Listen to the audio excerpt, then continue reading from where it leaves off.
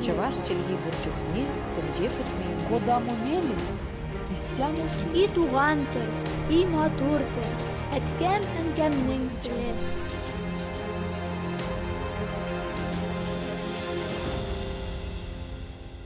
Исәнмесез, сіз Татарстан 24 телеканалында туған тел тапшуын қарайсыз. Сезнең белән Гөлүсә Сыңгатуллина. Бүгінгі тапшу татар милләтенең ғырып гадәтләре, йолалары, әлеге йолаларның килеп чыгу тарихы һәм халык тормышындагы әһәмияте хакында. Узып баручы 2023 ел Татарстан Республикасы рәисе Рөстәм Миңнеханов тарафыннан милли мәдәниятләр һәм ғырып гадәтләр елы буларак игълан ителгән иде. Шул уңайдан ел дәвамында республика күләмендә 20 меңгә якын чара уздырылды. Иң масштаблы традицион бәйрәмнәр Масленица һәм Сабантуй быел 200 меңнән артык тамашачыны җәлеп итте. Республикада халыкларның традицион бәйрәмнәрен үткәрүгә айрым игътибар бирелә. Халык сәнгатен популярлаштыру, мәдәни традицияләрне, тарихи һәм мәдәни ядкәрләрне, этно-мәдәни күптөрлелекне, республика халыкларының мәдәни үзенчәлекләрен һәм этник бергәлекләрен саклау нисбәтеннән зур эшләр башкарыла. Милли мәдәниятләр һәм ғырып-гадәтләр елында әлеге юнәлешләргә аеруча да зур игътибар бирелде. Һәр милләт элек-электән үз җирлегендә барлыкка килгән ғырып-гадәтләрен, кешеләрнең яшәү рәвешләрен, үз-үзләрен тоту кагыйдәләрен сакларга омтылган. Әлеге кыйммәтләрне алар буыннардан буыннарга тапшыра килгән. Һәр халыкның үз иткән бәйрәмнәре, ғырып-гадәтләре, йолалары бар. Ул йолалар милләтне берләштерә, башка милләтләрдән аерып тора. Ғырып-гадәтләр, йолалар халык тормышының мәдәниятенең аерылгысыз бер өлеше ул. Шуңа да аларны саклау милләтне милләт итеп саклауга тиң. Буыннан буынга күчә торган рухи тәҗрибә һәм йолалар вакытлар узу белән һич тә әһәмиятләрен югалтмыйлар. Киресенчә, аларның кыйммәте арта гына. Бүгенге көндә милли бәйрәмнәребез, йола, ғырып-гадәтләребез яңадан тыргызылып, заман төсмерләре биреп үткәрелә башлады. Аларны халык белә, хөрмәт итә икән, милләт яши. Милләт яшәгәч, тел яши, ягъни тормыш дәвам итә дигән сүз. Милләтебезнең матур йолалары, ғырып-гадәтләре турында сөйләүне киләсе сюжетыбызда дәвам итәбез. Элек-электән татар яшәгән һәр төбәктә казы мәсет үткәрелгән. Төбәгенә карап йоланың әзме күпме нечкәлекләре үзгәрә, әмма асылы шул килеш кала. Казанның нәкъ үзәгендә туган авылым комплексында да казы мәсе йоласын тагын бер кат яңарттык, тагын бер кат бәйрәм иттек. Ниләр белдек, ниләр күрдек, хәзер барысын сезгә дә сөйләрбез. Татар халкы мал-туар үстерүгә, игенчелеккә, сәүдә эшенә дә һәвәс. Катлаулы, мәшәкатьле эшләрне күмәкләшеп, бергәләшеп эшләү гадәте дә борынгыдан килә. Гади генә өмә дип атала бу. Бергә җыелышып хезмәт кую. Сугым, мал эшкәртү, уңыш җыю сыман ук каз йылку да көзге өмәләрдән санала. Татар халкының тормышы каз белән параллель бара. Чөнки 4000 елдан артык безнең татар халкы каз асрый хәзер. Каз безнең тормышыбызда, халкыбыз тормышында бик зур роль уйный. Чөнки без инде ит буларак та, аның мамыгыннан да гомумән казның һәр өлешен без үзебезнең тормышта кулланабыз. Халык белгән, кайчан шалырга икәнен дә белгән, кайчан ул май туплый, үзендә май җыя икәнен дә белгән, һәм халык аны аңлап эш иткән. Билгеле, карт ишмичә бездә электән суймаганнар. Чөнки аларның суыткычларда булмаган сакларга карт ишеп, салкынайткач, аны суйганнар, аны эшкәрткәннәр. Әни сәбәпле өмә белән казларны эш итүне озакка сузмый, тиз хәл итәргә тырышканнарсың. Сәбәбе бик гади. Дистәләгән казларга майлары кимемәсен дип, сугым алдыннан бөртекле ашлык ашатканнар. Бер көн артык ашату да хуҗаларның кышлык запасын шактый киметкән. Шуңа күрә үзара килешенгән көнне хуҗалыкның бар казларын эш итү кирәкле, уңгамәл исәпләнгән. Гомумән яшь кызларны күбрәк шакырга омтылганнар, чөнки яшьләрнең арасыннан анда битен егетләр дә киштән килә торган булган, кайнана буласы кешеләр инде үзләренә килен күзләгәннәр, кайсы кыз бик оста куллы икән диеп, һәм менә хәтта казны иң беренче шалырга алып чыгу, иң беренче казны тоту да яшь кызга йөкләнгән, аның әти-әнисе булырга тиеш булган. Чөнки бу инде ата-аналык каз пар булып саклансын, язга хәтле исән сау торсын, тагы бәбкәләрен чыгарсын дигән өмет белән эшләнгән.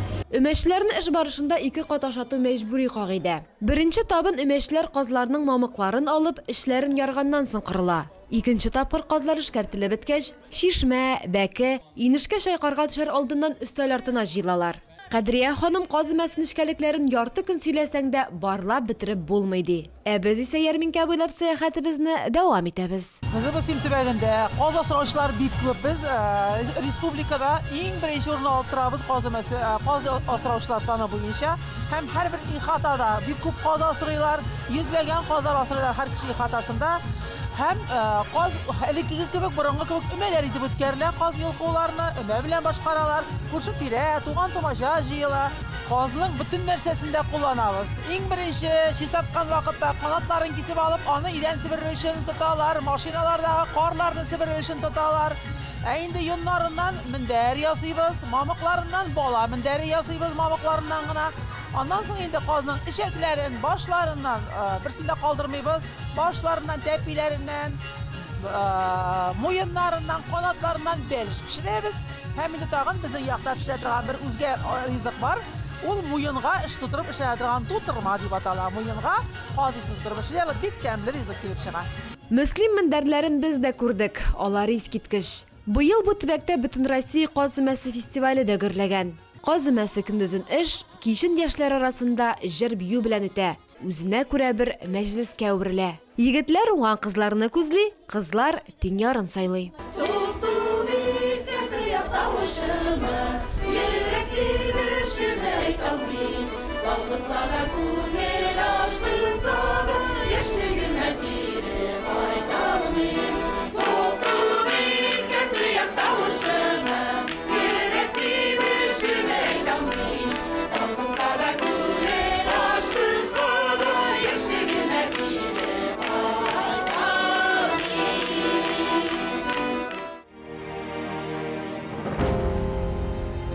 Халык бәйрәмнәре, йолалары кешене тормыш тәртипләренә һәм таләпләренә күнектерергә ярдәм итә.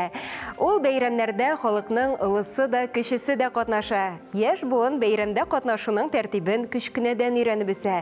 Шулай итеп, милли йолаларыбыз, бәйрәмнәребез милли хисләр формалашуда, милли горурлык тәрбияләүдә, туган телне саклауда әһәмиятле урын биләп тора. Халкыбызның гырыф-гадәтләре, йола бәйрәмнәре әлбәттә инде буш җирлектә тумаган. Алар арасында елның төрле вакытларына, тормыштагы үзгәрешләргә бәйле барлыкка килгәннәр дә, ислам дине белән бәйлеләр дә шактый. Аларның һәр кайсы безнең тарихыбызны, халык рухын, җанын чагылдыра. Гасырлар дәвамында халыкның күңеленә сеңгән йола бәйрәмнәр әдәбиятыбызда да шактый чагылыш тапкан. Күренекле шәхесләребез Кәрим Тинчурин, Гомәр Бәширов, Гаяз Исхакый, Фатих Хисни, Мәхмүд Галәү һәм башка язучыларыбыз әсәрләрен моңа мисал итеп китергә була. Алар милли хисләр формалаштыруга, милли горурлык тәрбияләүгә ярдәм итәләр.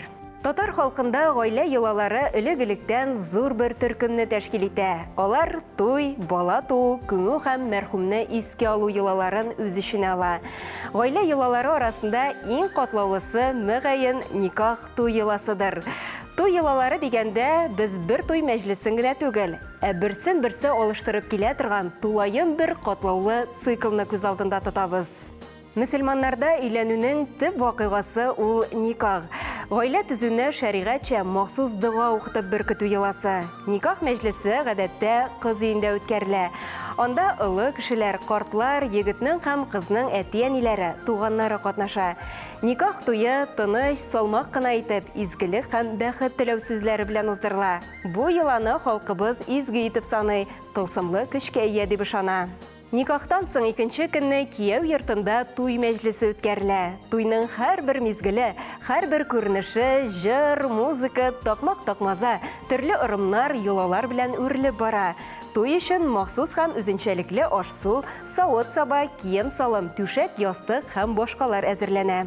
Мәҗлес көннәрендә туганнарны килен белән таныштыру, кыз күрсәтү, кыз сөю, килен котлау йоласы да үткәрелә. Кәләшне һәм аның ике дус кызын бер шәл белән каплыйлар да, кайнана һәм башка туганнар аны танырга тиеш була. Соңыннан бүләкләр алмашканнан соң килен һәммәсен дә чәй табынына чакыра. Туй мәҗлисендә дә, башка бәйрәмнәрдә дә, гомумән татарларда кунакларны тиешле дәрәҗәдә каршы алу зур әһәмияткә ия. Киләсе сюжетыбыз да шул хакта. Йолалар халыкның кайсы төбәктә яшәвенә карап азмы күпме аерыла дидек. Татарлар гомер-гомергә кунакчыл халык. Кунак каршылауның да үз йоласы, үз тәртибе бар. Аргы яктан бирге якка очып кына барабыз. Нигә шулай уğraşабыз, суын алмый арабыз. Ничек килдегез сез безгә, батмыйынча диңгезгә. Кадерле кунак сез безгә, ни хөрмәт итим сезгә.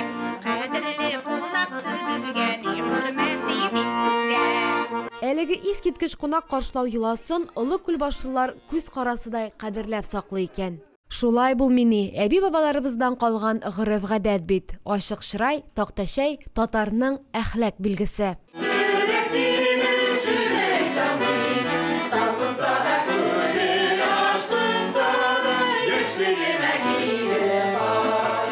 Олы күлбашчыларның йолалары моның белән генә тәмамланмый әле. Алар җәй сайын авыл җыены, авыл көне үткәрә.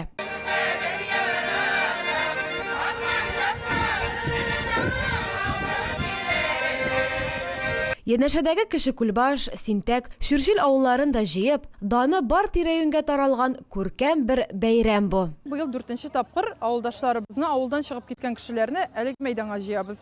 Мәчетебез имамы иң беренче булып ул әйтте: "Сеңлем, аш үткәргәннән дә зуррак савап бирә торган мәҗлес, үзем ярдәм бирәм" дип, иң зур ярдәмне ул күрсәтте. Шуннан соң авылыбызга кайтып урнашкан, моннан чыгышлары белән дә булмаган, безнең якны бик яратып, туган җиребезгә гашыйк булып, авылны саклашырга дип, безгә яклашырга дип кайткан кешеләр бик зур күләмдә шулай ук ярдәм күрсәттеләр. Авыл көне биредә юллар рәвешендә үткәрелә. Халык төрле төбәкләрдән туган авылына иртәдән үк агыла. Зиратка барып якыннарының каберләрен чистарта, мәчеткә кереп хәер бирә, туган нигезен барып күрә, туган томашасы якыннары белән күрешә. Аннары исә илә узгач, Казак ягы болынына мәҗлескә агыла. Олы кешеләр әкрен бакыйлыкка күсә башлаганнан соң мәйтәм мәчеткә җиргә дә кеше калмый инде дигән идем. Элеккә караганда хәзер яшьләр күбрәк мәчеткә тарта башладылар. Гайра кылган кешеләр дә беренче 5 елда авылда үлүчеләрдән башка туучылар юк иде. Соңгы елларда Аллага шөкер 6 бәбиебез булды. Менә әле быел гына 2 булдылар, Алланың биргәненә шөкер. Шуштай итеп, балалар булганнан соң инде без нәрсә дип әйтәбез? Киләчәк булар, Алла бирсә, балалар шунда төпләнеп калырлар дип инде. Бирсен Ходай, авылларыбызның киләчәге өметле булсын. Яшь буын йолаларын, гырыф-гадәтләрен белеп үссен.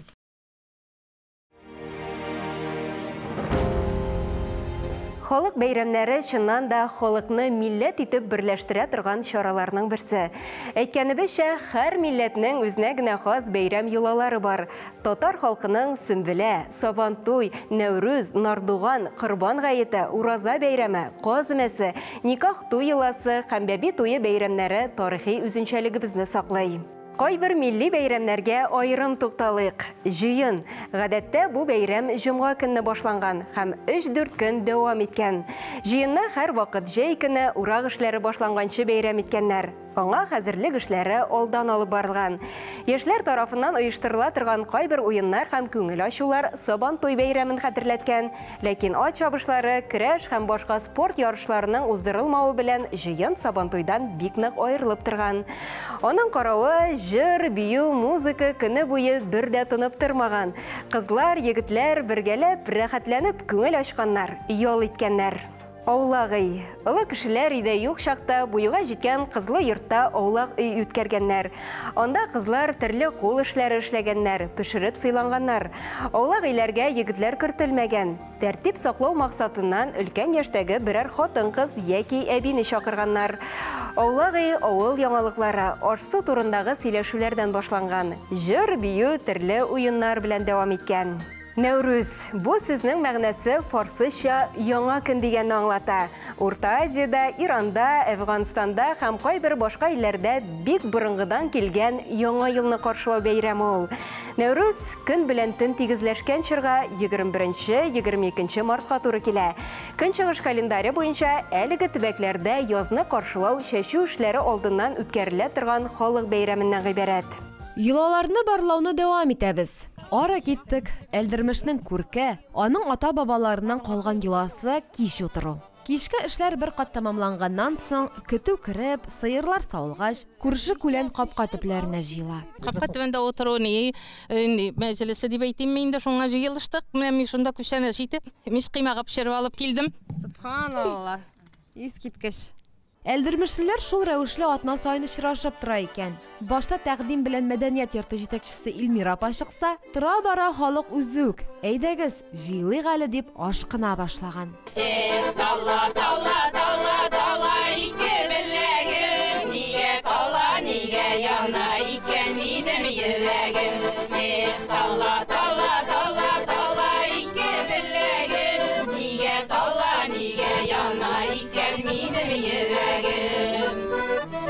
Илмира апа, син безгә бу кич утыру йоласының асылын да аңлатып кит инде. Бу йола сезнең авылда күптәнме?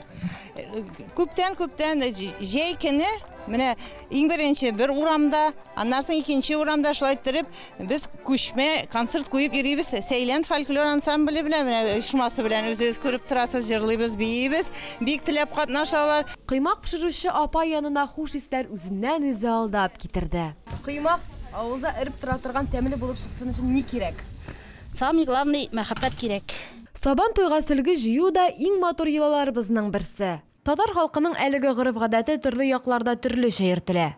Кайдадыр бирнә җыю, кайсы бер төбәкләрдә әрәпә, биредә исә ул яулык җыю дип атала икән. Биредә диюем Апас районы Иске Йомралы авылында. Яулык җыю безнең Йомралда электән үк килгән гадәт. Алдан инде менә без кичкенә чагында зур армиягә китә торган җегетләр гөрләтеп, шаулатып, сәгать төнге 12-ләргә кадәр җырлашып йөриләр иде яулык җыеп. Хәзер бит инде авылда яшьләр бик аның кадәр юк, армиягә китә торганнар. Теге заманасы да шундыйга китте. Кызлар белән бергәләшеп матур иттереп җыябыз. Инде без яулык җыйганда бар шундый кешеләр пакет конфетлар күтәреп чыгалар, матур теләкләрен телиләр. Кемнәр инде яулык җыйганда акчалата да бүләкләрен бирәләр. Апас районы, дуска түгел, дошманга даш теләми. Өлкән буын кешеләренең, әби-бабайларның телендә бер генә сүз, бер генә теләк. Ил көннәр тыныч булсын. Шушындый матур чаралар бетмәсен, дәвам итсен. Без хәзерге көндә үткәрә алабыз икән. Киләчәктә шушы яшьләр дә шул сабан туеның нәрсә икәнен белеп, мәгънәсен аңлап, аның яз көне чәчү булганнан соң шушы җәмәгать шушларны тәбрик итәр өчен кыр хезмәтчәннәренең нинди эш башкарганнарын яшьләр белергә тиеш, шушы балалар белергә тиеш. Киләчәктә аларга бездән шушындый үрнәк булып, аларга дәвам итүчеләр булып торсыннар. Амин, шулай булсын. Халкыбыз да, телебез дә мәңге яшәсен.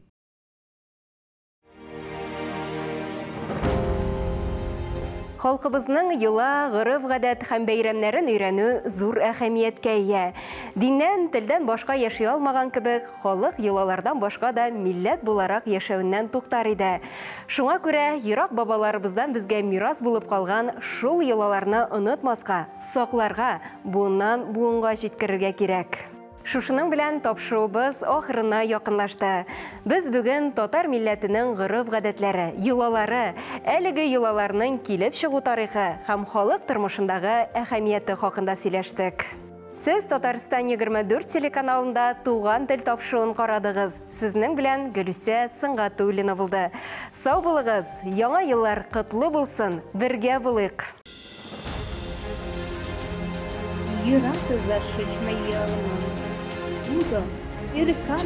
Чаваш челги бурчухне, тенҗе бетмәйин. Куда мумелис, истян И туган тел, и матур тел, әткәм һәм кәмнең теле.